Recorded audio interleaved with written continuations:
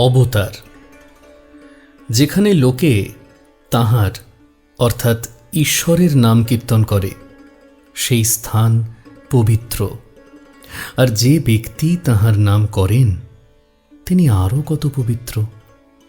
আর যাহার নিকট আধ্যাত্মিক আলোক প্রাপ্ত হই তাহার নিকট কতই না ভক্তির সহিত অগ্রসর হওয়া উচিত। ঐরূপ শ্রেষ্ঠ ধর্মাচার্যের সংখ্যা খুব বিরল বটে, কিন্তু জগৎ একেবারে এই সকল আচার্য বিরহিত হয় না। যে মুহূর্তে পৃথিবী একেবারে আচার্য শূন্য হয় সেই মুহূর্তেই উহা এক ভয়ানক নরক কুণ্ডে পরিণত হয় ও বিনাশের দিকে ধাবিত হয়। আচার্যগণই মানবজাতির সুন্দরতম প্রকাশ স্বরূপ এবং অহেতুক দয়াসিন্ধু। শ্রীকৃষ্ণ ভাগবতে বলিয়াছেন, আমাকে আচার্য বলিয়া জানিও, অর্থাৎ সাধারণ গুরুশ্রেণী অপেক্ষা উন্নততর আর এক শ্রেণীর গুরু আছেন, ঈশ্বরের অবতারগণ। ইহারা স্পর্শ দ্বারা, এমনকি কেবলমাত্র ইচ্ছা দ্বারাই অপরের ভিতর ভগবৎ ভাব সঞ্চার করিয়া দিতে পারেন। তাহাদের ইচ্ছায় অতি দুশ্চরিত্র ব্যক্তিও মুহূর্ত মধ্যে সাধু হইয়া যায়। ইহার গুরুরও গুরু মানুষের ভিতর ভগবানের শ্রেষ্ঠ অভিব্যক্তি। আমরা তাহাদের ভিতর দিয়া ব্যতীত অন্য উপায়ে ভগবানকে দেখিতে পারি না। মানুষ তাহাদিগকে উপাসনা না করিয়া থাকিতে পারে না, আর বাস্তবিক এই আচার্যগণকে উপাসনা করিতে আমরা বাধ্য। এই সকল নবরূপধারী ঈশ্বর ব্যতীত ভগবানকে দেখিবার আমাদের আর কোনো উপায় নাই। আমরা যদি আর কোনো রূপে তাহাকে দেখিতে ইচ্ছা করি তবে আমরা একটা কিম্ভূত কিমাকার বস্তু গঠন করি এবং উহাকেই প্রকৃত ঈশ্বর বলিয়া মনে করি। গল্পে আছে, এক আনাড়িকে শিব গড়িতে বলা হয়। অনেক দিন চেষ্টা করিয়া সে একটি বানর গড়িয়াছিল। সেইরূপ ভগবানকে নির্গুণ পূর্ণ স্বরূপে যখনই আমরা ভাবিতে যাই তখনই আমরা শোচনীয়ভাবে বিফল হই। কারণ যতদিন আমরা মানুষ ততদিন তাহাকে মানুষ ভাবে ছাড়া অন্যভাবে কখনোই ভাবিতে পারিব না। অবশ্য এমন সময় আসিবে যখন আমরা মনুষ্য প্রকৃতি অতিক্রম করিয়া তাহার স্বরূপ বোধে সমর্থ হইব, কিন্তু যতদিন সীমাবদ্ধ মানুষ থাকিব ততদিন মানুষের ভিতর ও মানুষ রূপেই তাহাকে উপাসনা করিতে হইবে। যাই বলো না কেন, যতই চেষ্টা করো না কেন, ভগবানকে মানবভাবে ছাড়া আর কোনোভাবে চিন্তা করিতে পারো না। ঈশ্বর সম্বন্ধে বা জগতের অন্যান্য বস্তু সম্বন্ধে খুব যুক্তিতর্ক সমন্বিত বক্তৃতা দিতে পারো, খুব যুক্তিবাদী হইতে পারো, আর ভগবানের এই সকল মনুষ্য অবতারের কথা সব ভ্রমাত্মক এ কথা নিজের সন্তোষজনকভাবে প্রমাণ করিতে পারো। কিন্তু সহজ বুদ্ধিতে কি বলে তাহা একবার পরীক্ষা করিয়া দেখা যাক। এই প্রকার অসাধারণ বুদ্ধিবৃত্তির পশ্চাতে কি আছে? কিছুই নাই, শূন্য কেবল কতকগুলি বাক্যাড়ম্বর মাত্র। তারপর যখন দেখিবে কোনো লোক এইরূপ অবতার পূজার বিরুদ্ধে মহাযুক্তিতর্কের সহিত বক্তৃতা করিতেছে, তাহাকে ধরিয়া জিজ্ঞাসা করো, ঈশ্বর সম্বন্ধে তোমার নিজের ধারণা কি? সর্বশক্তিমত্তা, সর্বব্যাপিতা ও এইরূপ শব্দগুলি দ্বারা কি বোঝো?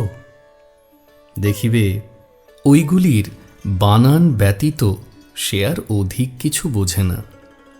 এ সকল শব্দের দ্বারা তাহার মনে কোনো অর্থেরই বোধ হয় না। এমন কোনো ভাব দ্বারা সে ওইগুলি ব্যক্ত করিতে পারে না যাহা তাহার মানবীয় প্রকৃতি দ্বারা প্রভাবিত হয় নাই। এই বিষয়ে রাস্তার যে লোকটা একখানা পুঁথিও পড়ে নাই, তাহার সহিত এ ব্যক্তির কিছুমাত্র প্রভেদ নাই। তবে সে লোকটা শান্ত প্রকৃতি, জগতের শান্তি ভঙ্গ করে না। আর এই বক্তা সমাজে অশান্তি ও দুঃখ সৃষ্টি করে। বাস্তবিক প্রত্যক্ষানুভূতিতেই ধর্ম। সুতরাং শূন্যগর্ভ বক্তৃতা ও প্রত্যক্ষানুভূতির মধ্যে আমাদের বিশেষ প্রভেদ করা আবশ্যক। আত্মার গভীরতম প্রদেশে আমরা যাহা অনুভব করি তাহাকেই প্রত্যক্ষানুভূতি বলে। এই বিষয়ে সহজ জ্ঞান যত দুর্লভ, আর কিছুই তত দুর্লভ নয়। আমাদের বর্তমান প্রকৃতি যে রূপ, তাহাতে আমরা সীমাবদ্ধ। ভগবানকে মনুষ্য রূপে দেখিতে আমরা বাধ্য। মনে করো, মহিষদের ভগবানকে পূজা করিবার ইচ্ছা হইল। তাহাদের স্বভাব অনুযায়ী তাহারা ভগবানকে একটি বৃহৎ মহিষ রূপে দেখিবে। মৎস্য যদি ভগবানের আরাধনা করিতে ইচ্ছা করে, তবে তাহাকে ভাবিতে হইবে ভগবান একটি বৃহৎ মৎস্য। মানুষকেও ভাবিতে হইবে ভগবান মানুষ। আর ওই সকল সীমাবদ্ধ বিভিন্ন ধারণা বিকৃত কল্পনা সম্ভূত নয়।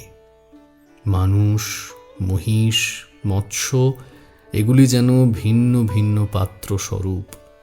সবগুলি ভগবৎ সমুদ্রে নিজ নিজ ধারণ শক্তি ও আকৃতি অনুসারে পূর্ণ হইয়াছে।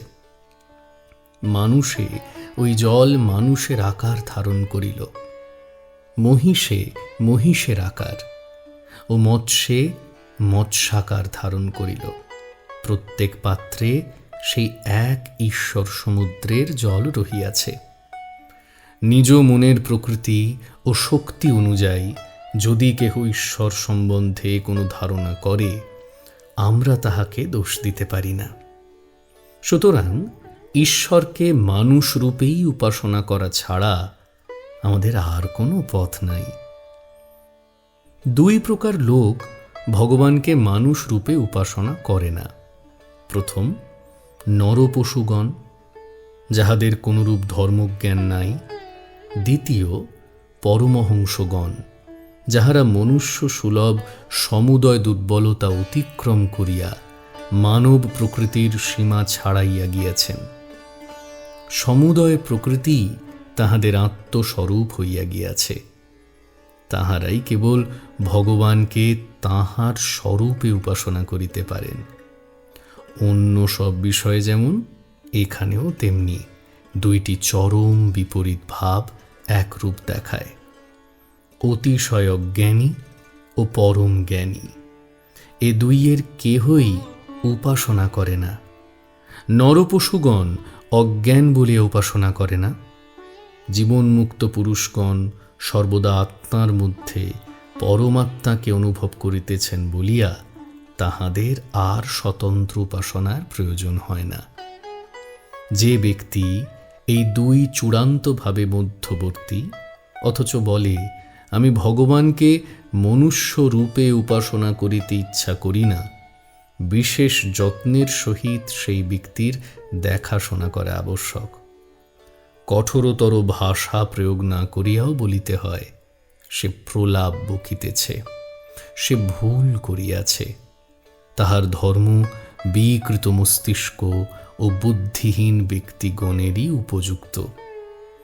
ভগবান মানুষের দুর্বলতা বুঝেন এবং মানুষের হিতের জন্যই মানুষ রূপে অবতীর্ণ হন।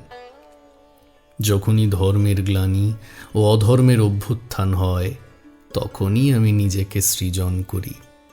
সাধুদের রক্ষা, পাপীগণের দুষ্কৃতি নাশ ও ধর্ম সংস্থাপনের জন্য আমি যুগে যুগে জন্মগ্রহণ করি।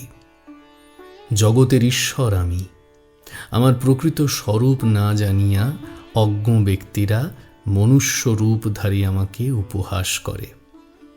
অবতার সম্বন্ধে গীতায় ভগবান শ্রীকৃষ্ণ এই কথা ঘোষণা করিয়াছেন। ভগবান শ্রীরামকৃষ্ণদেব বলিতেন, যখন প্রবল বন্যা আসে তখন সব ছোট ছোট নদী ও খানা কানায় কানায় ভরিয়া যায়। সেইরূপ যখনই অবতার আসেন তখন আধ্যাত্মিক তরঙ্গ জগৎকে ভাসাইয়া লইয়া যায়। সাধারণ মানুষও তখন হাওয়াতেই ধর্মভাব অনুভব করে।